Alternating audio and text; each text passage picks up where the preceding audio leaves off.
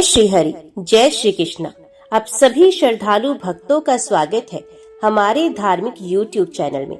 आज हम आपको सुनाने जा रहे हैं भाद्रपद मास महात्म्य के अध्याय 28 की पावन कथा। सूत जी ने ऋषियों से कहा, भाद्रपद मास में आने वाला प्रदोष व्रत अति शुभ है। ये व्रत भगवान शिव को प्रसन्न करने वाला, समस्त पापों का नाश करने वाला और मोक्षदायक है। जो भक्त भाद्रपद मास में प्रदोष के दिन व्रत करता है, वे सभी संकटों से मुक्त होकर हर प्रकार की सिद्धि प्राप्त करता है। भगवान शिव स्वयं पार्वती जी से कहते हैं कि हे देवी, प्रदोष काल में मेरा पूजन करने वाले भक्त के 7 जन्मों के पाप नष्ट हो जाते हैं और उसे स्वर्ग एवं मोक्ष दोनों की प्राप्ति होती है। इस प्रकार भादो मास का प्रदोष व्रत विशेष फलदायी माना गया है। भक्तजन इस दिन व्रत, उपवास, रात्रि जागरण और शिव स्तुति करें तो भगवान शिव उनकी सभी मनोकामनाएं पूर्ण करते हैं। हिंदू धर्म में व्रत और उपवास का अत्यंत महत्वपूर्ण स्थान है। हर व्रत का अपना एक विशेष महत्व, विधि और परिणाम होता है। उसी क्रम में प्रदोष व्रत को शास्त्रों में विशेष स्थान दिया गया है। प्रदोष का अर्थ है त्रयोदशी तिथि का संध्या काल, अर्थात जब सूर्यास्त के बाद का समय होता है तब किया जाने वाला पूजन प्रदोष व्रत कहलाता है। अब यदि यह प्रदोष व्रत शुक्रवार के दिन आता है तो इसे शुक्र प्रदोष कहते हैं। इस व्रत का महत्व इतना है कि ये भक्त के जीवन में सौभाग्य, समृद्धि, दाम्पत्य सुख और भौतिक संपन्नता का संचार करता है। धर्मशास्त्रों में कहा गया है कि जो व्यक्ति त्रयोदशी के दिन प्रदोष काल में भगवान शंकर की पूजा करता है, वे समस्त पापों से मुक्त होकर शिवलोक को प्राप्त करता है। ये व्रत सप्ताह के 7 दिनों में आता है और हर दिन का फल भिन्न भिन्न होता है। सोमवार का प्रदोष मानसिक शांति देता है। मंगलवार का प्रदोष ऋण मुक्ति और शत्रु विनाश करता है। शनिवार का प्रदोष सर्वाधिक फलदायी माना गया है और शुक्रवार का प्रदोष सौभाग्य और समृद्धि का वरदान देता है। शुक्रवार का संबंध माता लक्ष्मी और शुक्र ग्रह से होता है। शुक्र ग्रह को सौंदर्य, भोग, दाम्पत्य सुख और संपन्नता का कारक माना जाता है। इसी कारण शुक्रवार के दिन किया गया प्रदोष व्रत विशेष रूप से सौभाग्यवती स्त्रियों और गृहस्थ जीवन के लिए फलदायी है। कहा गया है कि जो भक्त शुक्रवार के दिन प्रदोष व्रत कर शिवजी का पूजन करता है, उसके जीवन में भोग और सुख कभी नष्ट नहीं होती और उसके घर में सुख समृद्धि बढ़ती रहती है। पौराणिक कथा के अनुसार एक बार माता पार्वती ने भगवान शिव से पूछा कि हे प्रभु, प्रदोष व्रत का महत्व तो मैंने सुना है, परंतु शुक्रवार को पड़ने वाले प्रदोष व्रत की क्या विशेषता है? तब भगवान शंकर ने हंसते हुए कहा, देवी, शुक्रवार का प्रदोष तुम्हारे लिए और तुम्हारी प्रिय सहेलियों गौरी, रति और लक्ष्मी के लिए सर्वाधिक प्रिय है। इस व्रत को करने से स्त्रियों को अखंड सौभाग्य मिलता है, विधवापन का भय नष्ट होता है और पतिव्रता धर्म की स्थिरता होती है। पुरुष इस व्रत से धन, भोग और ऐश्वर्य प्राप्त करते हैं और यदि कोई दंपत्ति ये व्रत करे तो उन्हें पुत्र सुख और घर में सुख शांति मिल जाती है। भारतीय संस्कृति में स्त्रियां अपने पति की दीर्घायु और सुख समृद्धि के लिए अनेक व्रत करती हैं, जैसे करवा चौथ, तीज, वट सावित्री इत्यादि। इसी क्रम में शुक्रवार प्रदोष व्रत भी अखंड सौभाग्य और सुखी दाम्पत्य जीवन प्रदान करने वाला माना गया है। कहा गया है कि यदि कोई स्त्री ये व्रत करती है तो उसका सौभाग्य कभी नष्ट नहीं होता। यदि कोई पुरुष ये व्रत करता है तो उसे संपन्नता, व्यापार में सफलता और भौतिक सुखों की प्राप्ति होती है। और यदि पति पत्नी मिलकर ये व्रत करते हैं तो उनके घर में लक्ष्मी और शिव पार्वती का स्थायी निवास होता है। इस प्रकार शुक्र प्रदोष व्रत का महत्व अन्य सभी प्रदोषों से विशेष है। ये व्रत केवल एक साधारण उपवास नहीं, बल्कि शिव और पार्वती की कृपा पाने का साधन है। देवताओं और दानवों के बीच सदैव युद्ध चलता रहता था। देवताओं के गुरु बृहस्पति थे और दानवों के गुरु शुक्राचार्य।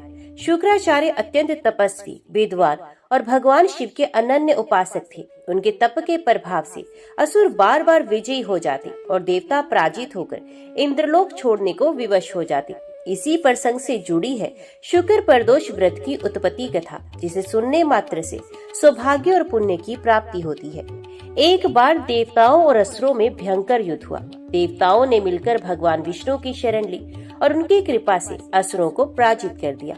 असुर अपनी हार से अत्यंत दुखी होकर गुरु शुक्राचार्य के पास पहुँचे और कहने लगे, हे गुरुवर, हम बार बार देवताओं से पराजित हो रहे हैं। आप हमें ऐसा उपाय बताइए जिससे हम अजय हो जाएं और देवताओं पर हमेशा विजय प्राप्त करें। शुक्राचार्य ने गंभीरता से सोचा और कहा, हे वत्सो, ये संसार त्रिगुणात्मक है। जो शिव की शरण में जाता है वही अजय होता है। यदि हमें देवताओं पर विजय प्राप्त करनी है तो हमें भगवान शंकर को प्रसन्न करना ही होगा। मैं अपर्दोष काल में उनका कठोर व्रत करूंगा और उनसे वर प्राप्त करूंगा। शुक्राचार्य ने इस मास की त्रयोदशी तिथि को, जो कि शुक्रवार का दिन था, उपवास रखा। उन्होंने दिन भर उपवास कर संध्या समय भगवान शिव की पंचोपचार से पूजा की। वे बेलपत्र, धतूरा, अक्षत, चंदन और गंगा जल अर्पित करते हुए शिव का ध्यान करने लगे। ओम नमः शिवाय। वे संध्या से लेकर रात्रि पर्यंत शिव ध्यान में लीन रहे। कहते हैं कि उस दिन प्रदोष काल में उनके हृदय से ऐसी भक्ति उमड़ी कि स्वयं भगवान शंकर उनके सामने प्रकट हो गए। भगवान शिव ने प्रसन्न होकर कहा, हे शुक्राचार्य, तुम्हारी तपस्या और प्रदोष व्रत से मैं अत्यंत प्रसन्न हूँ। बताओ तुम्हें क्या वरदान चाहिए। शुक्राचार्य ने विनम्र होकर कहा, महादेव, आप सबके स्वामी हैं। मुझे ऐसा वर दीजिए कि मेरे शरण में आने वाले दानव अजय हों और मुझे ऐसा दिव्य ज्ञान दीजिए जिससे मैं मृत प्राणी को भी जीवित कर सकूं। भगवान शिव मुस्कुराए और कहने लगे, तथास्तु, तुम्हें मृत्यु संजीवनी विद्या की प्राप्ति होगी और इस दिन जो प्रदोष व्रत करेगा, चाहे वे देव हो, दानव हो या मनुष्य, उसे भी सौभाग्य और अमोघ सिद्धि प्राप्त होगी। भगवान शिव ने आगे कहा, हे शुक्राचार्य, जिस प्रकार तुमने शुक्रवार के दिन प्रदोष काल में मेरी उपासना की है, उसी प्रकार जो भी मनुष्य ये व्रत करेगा उसके जीवन में सुख, सौभाग्य और संपन्नता का वास होगा। ये व्रत विशेष रूप से दंपतियों के लिए मंगलकारी है। स्त्रियां यदि श्रद्धा से ये व्रत करेंगे तो उनका सौभाग्य अक्षय होगा। पुरुष यदि इसे करेंगे तो उन्हें धन और समृद्धि मिलेगी। तब से ही शुक्रवार को आने वाले प्रदोष व्रत को शुक्र प्रदोष व्रत कहा जाने लगा। शुक्राचार्य को मृत संजीवनी विद्या प्राप्त हो गई। इसके प्रभाव से जब भी असुर युद्ध में मारे जाते तो वे मंत्र द्वारा पुनः जीवित कर दिए जाते। इससे देवता भयभीत हो गए और उन्होंने फिर से भगवान शिव और विष्णु की शरण ली। इस कथा से ये स्पष्ट होता है कि शुक्र प्रदोष व्रत केवल असुरों के लिए ही नहीं बल्कि समस्त मानव जाति के लिए भी वरदान स्वरूप है, क्योंकि इस व्रत से मृत्यु पर भी विजय प्राप्त की जा सकती है और जीवन में सौभाग्य और ऐश्वर्य की वृद्धि होती है। इस प्रकार शुक्राचार्य की कठोर साधना और प्रदोष व्रत से ही शुक्र प्रदोष व्रत की उत्पत्ति हुई। भगवान शिव ने इसे सौभाग्य और संपन्नता देने वाला व्रत घोषित किया। तभी से ये परंपरा चली आ रही है कि शुक्रवार के प्रदोष व्रत को विशेष फलदायी माना जाता है। प्राचीन काल में अनेक राजाओं ने शिव भक्ति और व्रत के प्रभाव से महान पद प्राप्त किए। इसी परंपरा में राजा चंद्रकेतु का नाम विशेष रूप से लिया जाता है। उनके जीवन की यह कथा दर्शाती है कि शुक्र प्रदोष व्रत कैसे एक दुखी, अपयशी और पापग्रस्त राजा को भी पुण्य, वैभव और सौभाग्य प्रदान कर सकता है। चंद्रकेतु नामक एक राजा था जो अपने राज्य में अत्यंत प्रसिद्ध था। उसकी प्रजा सुखी थी, सेना बलशाली थी और राज्य में धन धान्य की कोई कमी नहीं थी। परंतु धीरे धीरे राजा काम, क्रोध और लोभ के वश में हो गया। उसने प्रजा से अत्यधिक कर लेना शुरू कर दिया, साधुओं का अनादर किया और नशे में लिप्त रहने लगा। फलस्वरूप उसका राज्य नष्ट होने लगा। प्रजा उससे दूर हो गई। शत्रु राज्य पर आक्रमण करने लगे और राजा चंद्रकेतु अकेला पड़ गया। एक समय ऐसा आया कि वे महलों से निकाल दिया गया और जंगल जंगल भटकने लगा। एक दिन भटकते भटकते राजा चंद्रकेतु एक घने वन में पहुंच गया। वहां उसकी भेंट एक महर्षि से हुई। राजा थका हुआ और भूखा था। वे ऋषि के चरणों में गिरकर बोला, गुरुदेव, मैं पापी हूँ। मेरे राज्य का नाश हो गया है। मेरे जीवन में न सुख है न शांति। कृपया कर मुझे ऐसा उपाय बताइए जिससे मेरा जीवन सुधर सके। ऋषि ने ध्यान लगाया और तपोबल से सब जान लिया और वे कहने लगे, राजन, तुम्हारे पूर्वज शिव भक्त थे, परंतु तुमने उनकी परंपरा छोड़ दी। अब यदि तुम सच्चे हृदय से भगवान शंकर की आराधना करोगे और शुक्र प्रदोष व्रत का पालन करोगे तो तुम्हारे सभी पाप नष्ट हो जाएंगे। शिव की कृपा से तुम्हें पुनः राज्य और सुख समृद्धि की प्राप्ति होगी। राजा ने उसी दिन से व्रत आरंभ कर दिया। संध्या समय वे शिवलिंग पर गंगा जल, बिलपत्र और धूप दीप अर्पित करता। वे हर शुक्रवार को उपवास रखता और प्रदोष काल में ध्यान पूर्वक शिव का पूजन करता। कहते हैं कि उसने लगातार 11 शुक्रवार तक ये व्रत किया। हर व्रत के साथ उसका मन शुद्ध होता गया, उसके पाप धुलते गए और उसके भीतर अद्भुत प्रकाश उत्पन्न हुआ। 12वें शुक्रवार को प्रदोष काल में जब राजा ध्यान मगन था, तब शिव जी प्रकट हुए। उनके साथ माता पार्वती भी थी। भगवान शिव ने कहा, वत्स चंद्रकेतु, तुम्हारे पाप नष्ट हो गए हैं। शुक्र प्रदोष व्रत ने तुम्हें पवित्र कर दिया है। अब तुम पुनः अपने राज्य के अधिकारी हो। जाओ, तुम्हारे शत्रु पराजित होंगे और प्रजा तुम्हें प्रेम पूर्वक स्वीकार करेगी। राजा ने आंसुओं से भरे नेत्रों से भगवान को प्रणाम किया और आशीर्वाद लेकर अपने राज्य लौट आया। शिव कृपा से उसके शत्रु स्वयं ही पराजित होकर भाग गए। प्रजा ने राजा का स्वागत किया और उसके राज्य में फिर से सुख शांति का वास हुआ। राजा चंद्रकेतु अब अहंकारी नहीं रहा। वे हर शुक्रवार प्रदोष व्रत करता और अपने राज्य को शिव भक्ति से परिपूर्ण बना देता। ये कथा हमें सिखाती है कि चाहे मनुष्य कितना भी पापी क्यों ना हो, चाहे उसका जीवन कितना भी दुख में क्यों ना हो, यदि वे श्रद्धा से शुक्र प्रदोष व्रत करता है तो भगवान शिव उसे पाप मुक्त करके सुख, सौभाग्य और वैभव प्रदान करते हैं। राजा चंद्रकेतु की ये कथा इस बात का प्रत्यक्ष प्रमाण है कि शुक्र प्रदोष व्रत साधारण उपवास नहीं है, बल्कि भगवान शिव का दिव्य वरदान है।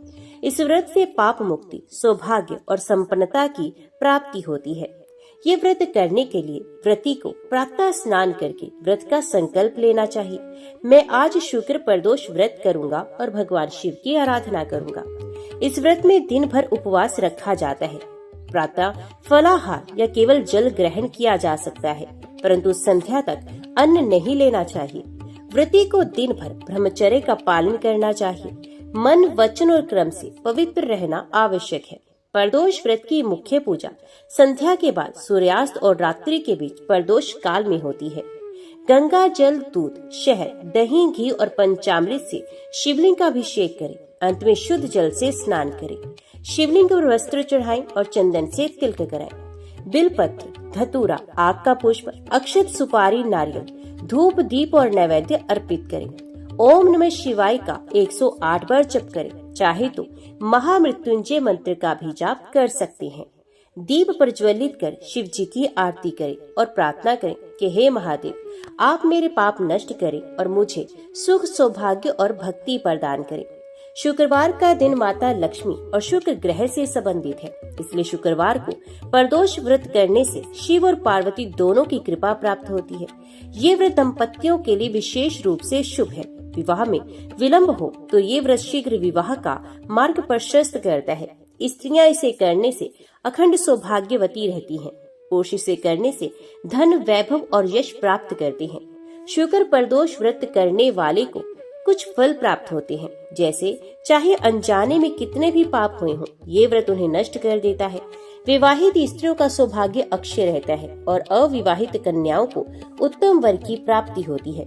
शुक्र ग्रह प्रसन्न होने से घर में सुख, समृद्धि आती है और आर्थिक संकट दूर होते हैं। इस व्रत से स्वास्थ्य लाभ होता है और कठिन रोग भी शांत हो जाते हैं। शिव कृपा से अंततः जन्म मरण के बंधन से मुक्ति मिलती है। शुक्र प्रदोष व्रत केवल उपवास भर नहीं है, बल्कि ये जीवन का शुद्धिकरण है। इससे न केवल सांसारिक सुख संपत्ति मिलती है, बल्कि अंत में मोक्ष की प्राप्ति भी होती है। इस व्रत का पालन करने वाला व्यक्ति कभी निर्धन, दुखी या अपयशी नहीं होता है। प्राचीन समय में एक नगर में मालवती नामक स्त्री रहती थी। वे निर्धन परिवार से थी, परंतु धर्मपरायण थी।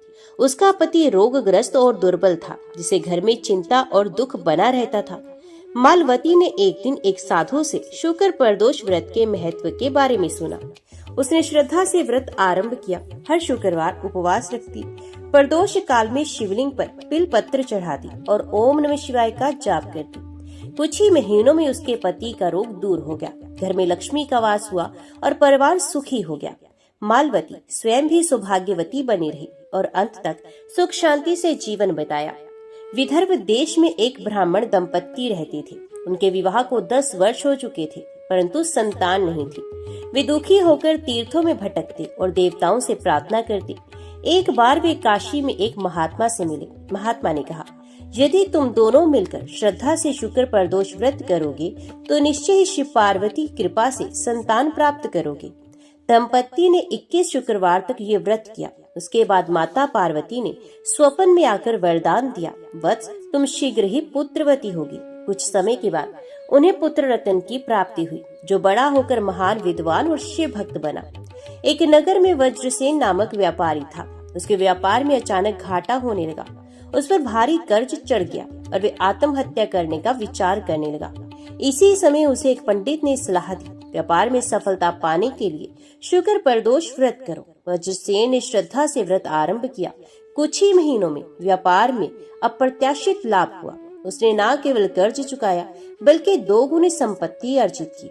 उस दिन से उसने जीवन भर हर शुक्रवार प्रदोष व्रत करना अपना नियम बना लिया। कांचीपुरी में एक राजा था। उसका राज्य शत्रुओं से घिर गया और वे असहाय हो गया। तब एक ऋषि ने कहा, राजा, यदि आप शिव जी की शरण में जाकर शुक्र प्रदोष व्रत करेंगे तो आपके शत्रु स्वयं ही नष्ट हो जाएंगे। राजा ने व्रत किया और गहन श्रद्धा से शिव का ध्यान किया। अचानक शत्रुओं में आपसी फूट पड़ गई और वे स्वयं ही एक दूसरे का नाश करने लगे। राजा का राज्य सुरक्षित हो गया और प्रजा सुखी हो गई। आज भी अनेक लोग इस व्रत के चमत्कारिक फल अनुभव करते हैं। कई लोग बताते हैं कि शुक्र प्रदोष व्रत करने से नौकरी और व्यवसाय में सफलता मिलती है। विवाहित स्त्रियां कहती हैं कि इस व्रत में दाम्पत्य जीवन में प्रेम और सामंजस्य बढ़ता है। छात्र छात्राएं मानते हैं कि व्रत से स्मरण शक्ति और मन की एकाग्रता बढ़ती है। इन सभी कथाओं और अनुभवों से ये सिद्ध होता है कि शुक्र प्रदोष व्रत मात्र उपवास नहीं बल्कि एक दिव्य साधना है। ये व्रत सौभाग्य, संतान, धन, समृद्धि और विजय का दाता है। जो भी इसे श्रद्धा और नियम पूर्वक करता है उसका जीवन सुख में और सफल बन जाता है।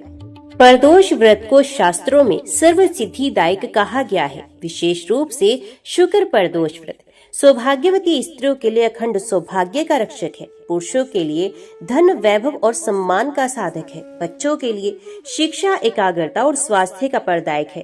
ये व्रत जीवन को आध्यात्मिक और भौतिक दोनों दृष्टियों से पूर्ण करता है।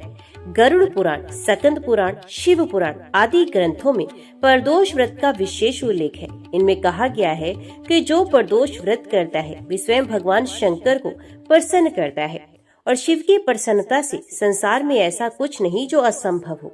शुक्रवार के दिन ये व्रत करने से माता लक्ष्मी भी प्रसन्न होती हैं। अति से शिव लक्ष्मी व्रत भी कहा जा सकता है। आज की भागदौड़ भरी जिंदगी में प्रदोष व्रत एक अवसर है परिवार को एकत्रित करने का, दिन भर आत्म संयम और उपवास से शरीर को विश्राम देने का, पूजा और ध्यान से मन को शांति देने का, दान पुण्य से समाज में सद्भावना बढ़ाने का। इस प्रकार यह व्रत केवल धार्मिक अनुष्ठान ही नहीं बल्कि स्वस्थ जीवन का मार्ग भी है। यदि हम इस व्रत को आयुर्वेद और विज्ञान की दृष्टि से देखें तो उपवास से शरीर की पाचन क्रिया सुधरती है। ध्यान और मंत्र जप से मन की एकाग्रता बढ़ती है। संध्या समय ध्यान करने से हार्मोन संतुलन होता है और मानसिक तनाव कम हो जाता है। दान करने से सकारात्मक ऊर्जा मिलती है। अतः ये व्रत शारीरिक, मानसिक और आध्यात्मिक तीनों स्तर पर कल्याणकारी है। शुक्र प्रदोष व्रत करने वाला कभी निर्धन नहीं होता। जो स्त्री ये व्रत करती है वे अखंड सौभाग्यवती रहती है। जो पुरुष ये व्रत करता है उसके घर में सदैव समृद्धि और शांति रहती है। जो विद्यार्थी ये व्रत करते हैं उन्हें विद्या और सफलता मिलती है और जो भक्त श्रद्धा से इसे करते हैं उन्हें अंततः मोक्ष की प्राप्ति होती है। प्रिय श्रोताओ, हमने सुना कि शुक्र प्रदोष व्रत कितना महान और कल्याणकारी है। ये व्रत केवल शिव जी की कृपा ही नहीं बल्कि माता पार्वती और लक्ष्मी जी का आशीर्वाद भी दिलाता है। अतः हम सबको चाहिए कि श्रद्धा, विश्वास और पवित्र भाव से इस व्रत का पालन करें। तब हमारा जीवन रोगों से मुक्त, दुखों से रहित, धन धान्य से परिपूर्ण और अंततः मोक्षदायी बन जाएगा। ओम नमः शिवाय। हर हर महादेव। अभी हम श्रवण करने जा रहे हैं हरिवंश पुराण के 28वें दिन का पाठ। रमणीय द्वारकापुरी में जाकर मुनिवर नारद ने शत्रुओं का दमन करने वाले पुरुष प्रवर नारायण भगवान श्री कृष्ण का दर्शन किया। वे अपने भवन में सत्यभामा के साथ सुख पूर्वक बैठे थे और संपूर्ण तेजों का अतिक्रमण करने वाले अपने दिव्य विग्रह से विराजमान हो रहे थे। दृढ़ता पूर्वक अपने व्रत का पालन करने वाले महात्मा श्री कृष्ण उसी पारिजात के विषय में सोच रहे थे और भामिनी सत्यभामा को केवल वाणी मात्र से सांत्वना दे रहे थे। नारद जी को देखते ही भगवान उठकर खड़े हो गए तथा उन्होंने शास्त्रोक्त विधि से उनका पूजन किया। जब वे सुखपूर्वक आसन पर बैठ गए और विश्राम कर चुके, तब मधुसूदन श्री कृष्ण ने हंसकर उनसे पारिजात वृक्ष के विषय में समाचार पूछा। तब तपोधन मुनि नारद जी ने सारा समाचार विस्तार पूर्वक बताया और इंद्र के छोटे भाई श्री कृष्ण के लिए इंद्र की कही हुई सारी बातें कह सुनाई। ये सब सुनकर श्री कृष्ण ने नारद जी से कहा, धर्मात्माओं में श्रेष्ठ मुनीश्वर, मैं कल अमरावतीपुरी की यात्रा करूंगा। ऐसा कहकर श्री हरि नारद जी के साथ ही समुद्र तट पर गए और वहां एकांत में उन्होंने उन देवऋषि को ये संदेश दिया, तपोधन, आप आज ही इंद्र भवन में जाकर मेरी ओर से अमर श्रेष्ठ महात्मा इंद्र को प्रणाम करके उनसे मेरी ये बात बता दीजिए कि हे इंद्र प्रभु, आप युद्ध में मेरे सामने नहीं ठहर सकेंगे। आपको ये ज्ञात हो जाना चाहिए कि मैं पारिजात को वहां से ले आने का दृढ़ निश्चय कर चुका हूँ। श्री कृष्ण के ऐसा कहने पर नारद जी स्वर्गलोक को चले गए। वहां उन्होंने अमित तेजस्वी देवराज इंद्र को श्री कृष्ण की कही हुई सारी बात बता दी। तब बलासुर का विनाश करने वाले इंद्र ने बृहस्पति से ये सब प्रसंग कह सुनाया। उसे सुनकर बृहस्पति ने देवेंद्र से कहा, अहो धिक्कार है शतक्रतो, मैं वहां से ब्रह्मलोक को चला गया था। इसी बीच में तुमने ये दुर्नीति आरंभ कर दी, क्योंकि तुम्हारे इस बर्ताव के कारण यहाँ भयंकर कलह का अवसर उपस्थित हो गया है। भुवनेश्वर देव, क्या कारण था कि तुमने मुझसे बताए बिना ही ये दुष्कृत्य आरंभ कर दिया? अथवा वृत्तासुर विनाशन इंद्र, ये संपूर्ण जगत भावी कर्मफल से प्रेरित होता रहता है। विधि के विधान का उल्लंघन करना असंभव है। सहसा किया हुआ कार्यों का आरंभ अच्छा नहीं माना गया। तुमने जो सहसा ये कार्य आरंभ कर दिया है, ये अवश्य तुम्हें लघुता प्रदान करेगा। तब महेंद्र ने महात्मा बृहस्पति से कहा, हे गुरुदेव, ऐसी परिस्थिति में आज जो मेरा कर्तव्य हो उसे आप बताने की कृपा करें। ये सुनकर भूत और भविष्य के तत्व को जानने वाले उदार बुद्धि धर्मात्मा बृहस्पति ने नीचे मुंह करके कुछ देर तक सोच विचार कर उनसे कहा, देवेंद्र, अब तुम अपने पुत्र जयंत के साथ युद्ध भूमि में उपस्थित हो। श्री कृष्ण के साथ युद्ध और उसमें विजय पाने का प्रयत्न करो। तब तक मैं ऐसा प्रयत्न करूंगा जिससे न्याय संगत परिणाम प्रकट होगा। ऐसा कहकर बृहस्पति जी क्षीर सागर के तट पर गए। वहां उन्होंने महात्मा कश्यप मुनि से सब बातें कह सुनाई। वे सुनकर कश्यप जी ने कुपित होकर बृहस्पति जी से कहा, अजी, ये युद्ध अवश्य होगा, सर्वथा होकर रहेगा, इसमें संशय नहीं।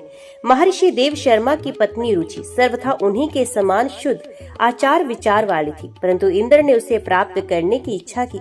इससे मुनि ने इंद्र का अनिष्ट चिंतन किया। वही ये दोष इस समय इंद्र पर पड़ रहा है। मुने, उस दोष की शांति के लिए ही मैंने ये जलवास रूप तप आरंभ किया था, तथापि वे अत्यंत दारुण दोष प्राप्त हो ही गया। तपोधन, अतः अब मैं अदिति के साथ इस युद्ध के अवसर पर मध्यस्थ होकर जाऊंगा और यदि देव अनुकूल रहा तो दोनों को युद्ध से रोकूंगा। तब धर्मात्मा बृहस्पति ने मरीचि नंदन कश्यप से इस प्रकार कहा, तपोधन, अब युद्ध का अवसर प्राप्त हो गया, अतः आपको वहां अवश्य उपस्थित होना चाहिए।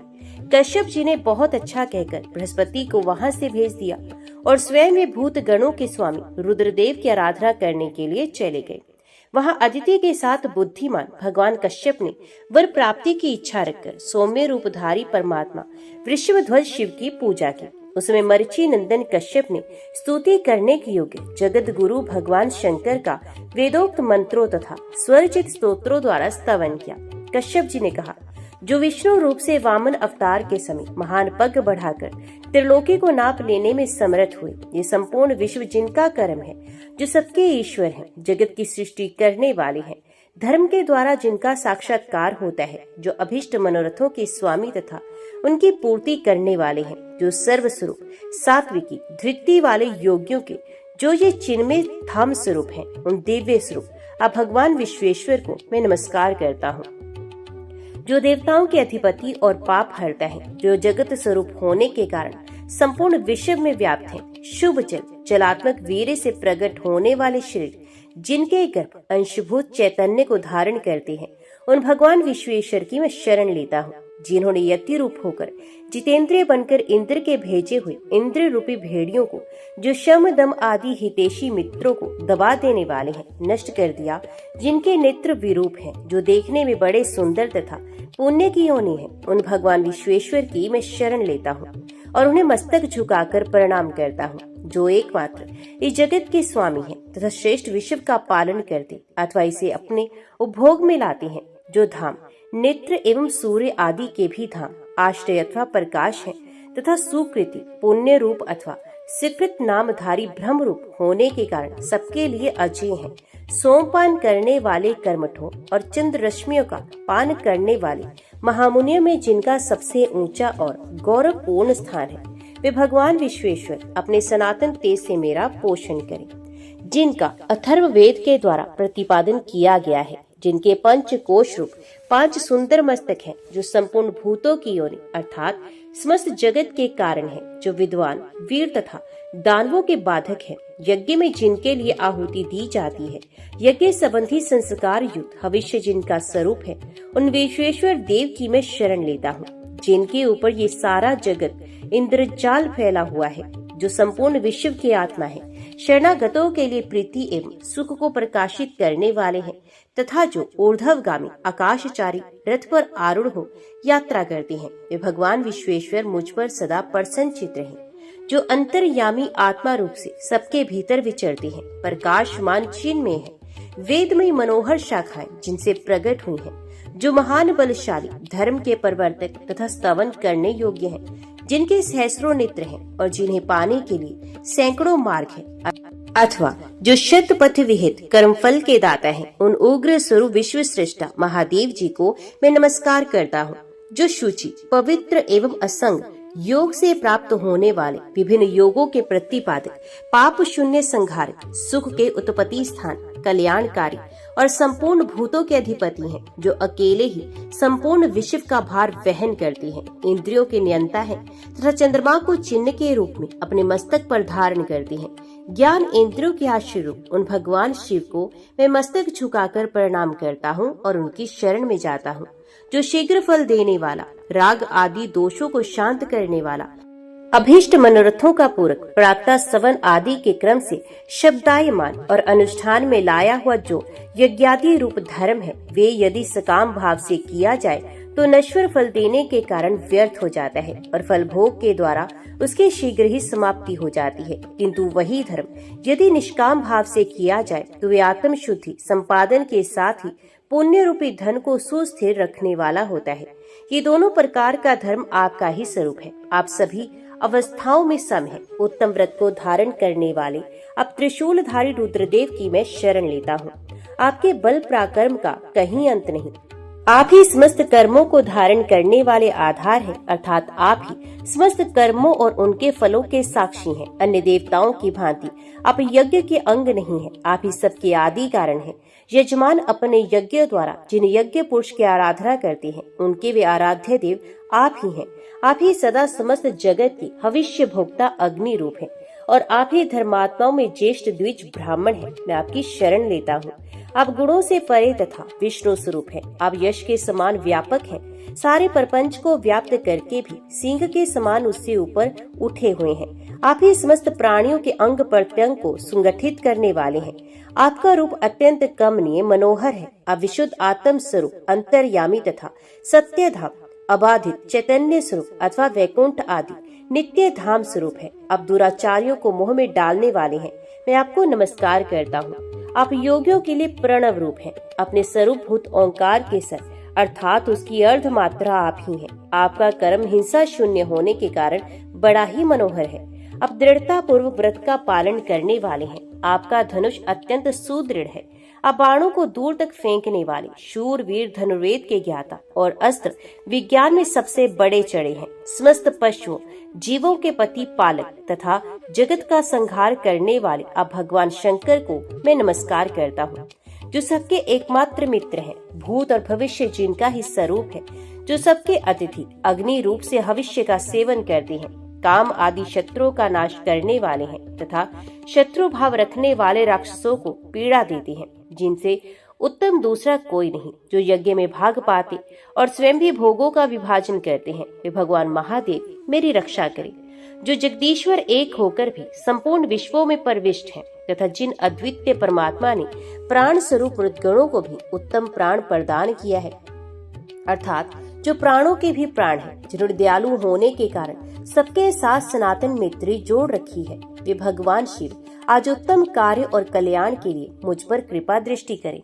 जिन्होंने ब्रह्मा होकर समस्त भुवनों में उत्तमोत्तम दिव्यलोक की रचना की, जो विद्वान ब्रह्मवेत्ता होने के कारण 6 गुणों से परिपूर्ण है, विहातियों में स्थित रस तथा उसकी 3 मात्राओं से उपलक्षित समस्त प्रपंच की सृष्टि करके जो इसके भीतर व्याप्त है, वे अनेक रूपधारी कामादि शत्रुओं के नाशक अपने अंगों द्वारा मेरी रक्षा करें। जो अत्यंत विश्व का भी ज्ञान कराने वाले अजन्मा विद्वान तथा सर्वस्वरूप है, व्यापक होने के कारण जो सबका स्पर्श करने वाले कल्याणकारी तथा प्राणदाता है, जो अपने शरीर पर वस्त्र के स्थान में गज चरम धारण करते हैं, ध्रुव रस अक्षय परम आनंद जिनका स्वरूप है, जो वायु के भी भरण पोषण करने वाले हैं, पत्नी और पति यजमान और उसकी पत्नी के साथ रहकर अर्थात आत्मा रूप से उनके प्रेरक होकर यज्ञादि कर्मों का संपादन करते हैं तथा सारतत्व को धारण करने वाले हैं, वे भगवान शंकर मेरी रक्षा करें। जो त्रिनेत्रधारी तथा सबको पुष्टि प्रदान करने वाले हैं,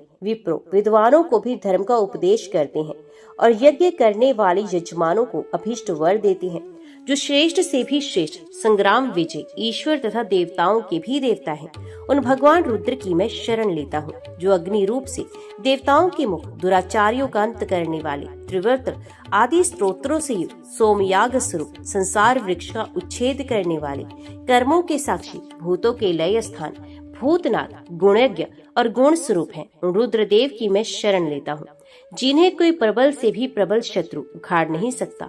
जो यज्ञ का संपादन करने वाले तथा यजमानों के आदि मध्य और अंत है, प्रकृति की साम्य अवस्था जिनका स्वरूप है, वेदोक्त व्रतों यज्ञों में अनेकानेक देवताओं के रूप में जिनका गान किया गया है तथा जो भूतल से लेकर स्वर्ग तक तीनों लोकों की ईश्वर है, उन भगवान रुद्र की मैं शरण लेता हूँ। जो महान गज चरम धारण करने वाले उत्तम व्रतधारी मेखला से अलंकृत अनायास ही संतुष्ट होने वाले क्रोध के स्वामी पाप ताप से रहित नित्य सिद्ध क्षेत्रज्ञ गुणवान जटाजूट धारी तथा वंदनियों के भी वंदनीय है, उन भगवान शंकर को मैं नमस्कार करता हूँ।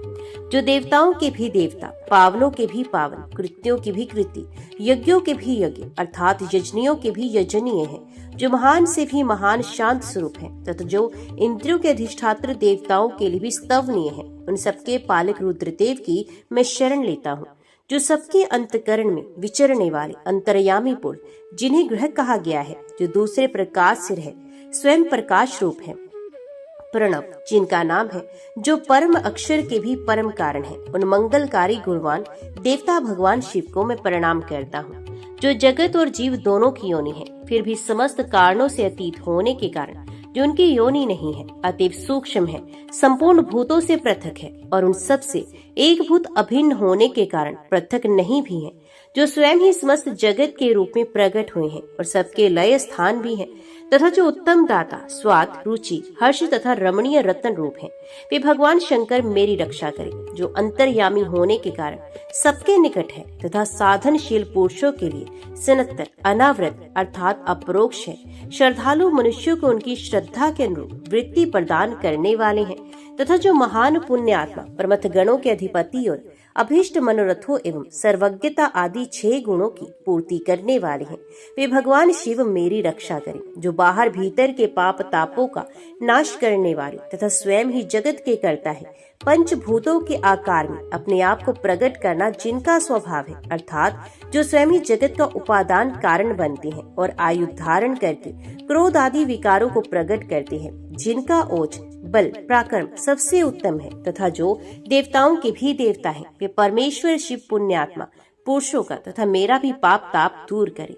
जो देवताओं का महान अपराध किया करते थे, उन मायावी अस्त्रों को जिन्होंने पूर्व काल में अपने अस्त्रों द्वारा कांटों की भांति उखाड़ फेंका था, अपने भयानक बाण से उनके तीनों पुरों को जलाकर उन्हें भी भस्म कर दिया। और इस प्रकार शस्त्रों द्वारा ना मारे जाने के कारण उन अस्त्रों की मृत्यु व्यर्थ हो गई थी। ये सब जिनके प्रभाव से संभव हुआ तथा जो सबके कारणभूत प्रकृति या प्रधान के भी आश्रय हैं, वे सबसे ज्येष्ठ परमेश्वर शिव मेरी रक्षा करें। दक्ष के यज्ञ में अधिक भाग ग्रहण करने वाले देवताओं के भाग को जिन्होंने नष्ट करने की इच्छा की थी, जिनके द्वारा विच्छिन्न हुआ दक्ष का यज्ञ वही यज्ञेश्वर की शरण में गया था, जो यज्ञ के ज्ञाता आदि और अंत है तथा जो दक्ष यज्ञ के विनाश में हेतु बने हुए हैं, वे सर्वेश्वर महादेव जी मेरी रक्षा करें, जो ब्रह्मा रूप से जगत की सृष्टि करके रुद्र रूप से उसका संहार करती हैं, जो सबकी अपेक्षा अत्यंत गोपनीय है, जड़ जगत से भी विलक्षण है, शम आदि संस्कारों से संपन्न होने के कारण धन्य है, सबसे उत्तम है, जो इंद्र और अग्नि की प्रधानता वाले यज्ञ में सदा यजमानों की पुण्य राशि का संचय करते हैं और ऐश्वर्य आदि 6 गुणों के मुख्य आश्रय हैं। वे परमेश्वर मेरी तथा मेरी संतति की प्रतिदिन रक्षा करें।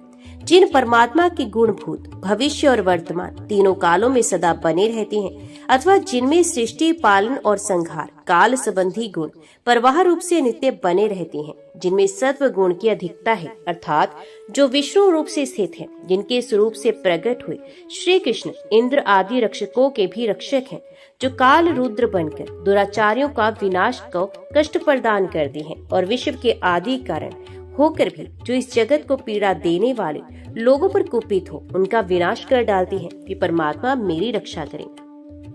भगवान विष्णु जिनके तेज पुंज के प्रमुख भाग हैं तथा विश्व विराट रूप ब्रह्मा, साथ ही उनके पुत्र सनकादि और मरीचि आदि अन्य ब्रह्म ऋषि जिनसे प्रकट हुए हैं, तथा वे जिनके भवन में पराभूत होकर प्रवेश नहीं करने पाते, वे सत्पुरुषों के रक्षक उमा सहित महादेव जी हमारा कल्याण करने के लिए हम पर प्रसन्न हो, जिनसे आकाश आदि 5 भूतों की उत्पत्ति स्थिति और अंत होते हैं, वे भगवान शिव हम पर प्रसन्न हो।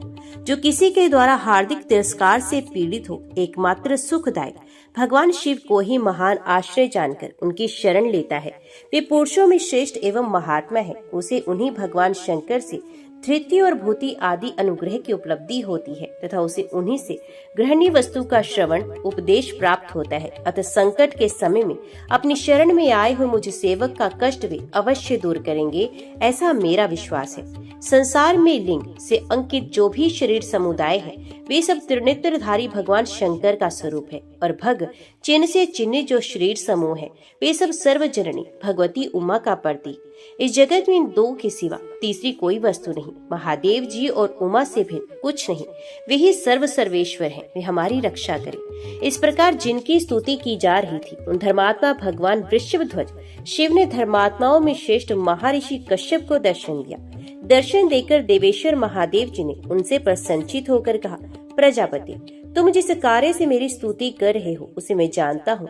इंद्र और उपेंद्र दोनों महामनस्वी देवता स्वाभाविक स्थिति में आ जाएंगे, परंतु धर्मात्मा जनार्दन पारिजात वृक्ष को अवश्य ले जाएंगे। कश्यप, पूर्व काल में मुनिवर देव शर्मा ने महेंद्र का अनिष्ट चिंतन किया था, क्योंकि तपस्या से उद्दीप्त तेज वाले उन महर्षि की पत्नी को इंद्र ने प्राप्त करने की अभिलाषा की थी। यही उनकी वर्तमान पराजय का कारण है। धर्मज्ञ, तुम दक्ष कन्या अदिति के साथ वहाँ इंद्र भवन में जाओ, तुम्हारे दोनों पुत्रों का अवश्य कल्याण होगा। इस प्रकार भगवान शंकर का कथन सुनकर ब्रह्म कुमार मरीचि के पुत्र अप्रतप शक्तिशाली विद्वान महर्षि कश्यप उन देव गुरु भगवान रुद्र को प्रणाम करके प्रसन्नचित हो देवलोक को चले गए। जय श्री कृष्णा। अंत तक वीडियो में बने रहने के लिए आप सभी का दिल से धन्यवाद।